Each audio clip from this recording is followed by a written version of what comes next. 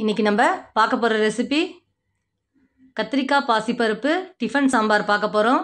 அது ரொம்ப ஈஸியாகவும் ரொம்ப சிம்பிளாகவும் செய்ய போகிறோம். வாங்க எப்படி செய்யறதுன்னு பார்க்கலாம்.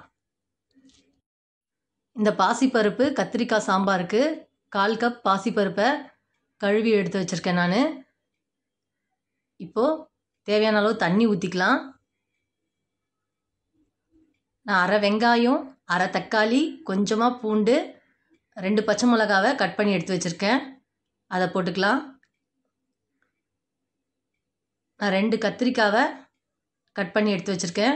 அதை இந்த மாதிரி தான் கட் பண்ணியிருக்கேன். சின்ன சின்னதாக கட் பண்ணியிருக்கேன். இதையும் பருப்போடு போட்டுக்கலாம். 1/4 ஸ்பூன் மஞ்சத்தூள் போட்டுக்கலாம்.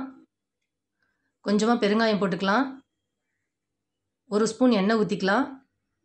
மிக்ஸ் பண்ணிவிட்டு நம்ம இதை மூடி போட்டு 3 விசில் வச்சு எடுத்துடலாம். இப்போ குக்கரை திறந்து பார்த்துடலாம். நல்லா வெந்திருக்கு. இந்த மாதிரி குழையாமல் பூ மாதிரி பருப்பு வேகணும். இந்த அளவுக்கு தான் இருக்கணும் கத்திரிக்காயும் பருப்பும். ரொம்ப வேக வச்சுட்டா நல்லா இருக்காது. இந்த மாதிரி தான் இருக்கணும் பருப்பு. இப்போ இதை லைட்டாக அந்த கரண்டியாலே இப்படி மசிச்சிடலாம். இந்த அளவுக்கு தான் மசியணும். குழன்னு மசிக்கக்கூடாது. நம்ம ஒரு கடாய் வச்சுக்கலாம். தேவையான அளவு எண்ணெய் ஊற்றிக்கலாம். எண்ணெய் சூடானதும் 1/2 ஸ்பூன் கடுகு போட்டுக்கலாம். 1/4 ஸ்பூன் சீரகம் போட்டுக்கலாம். ஒரு 1/2 கட் பண்ண வெங்காயத்தை போட்டுக்கலாம். கொஞ்சமாக கருவேப்பிலை போட்டுக்கலாம். ஒரு 3 காஞ்ச மிளகாவை கட் பண்ணி போடுறேன் நான். இந்த வெங்காயத்தை வதக்கிடலாம். வெங்காயம் இந்த அளவுக்கு வதங்கணும்.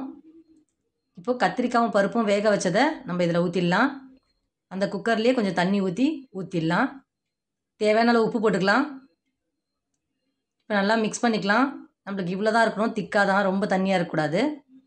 இது கொதிக்கட்டும். ஒரே ஒரு கொதிச்சா போதும். இப்போ கொதிச்சிடுச்சு.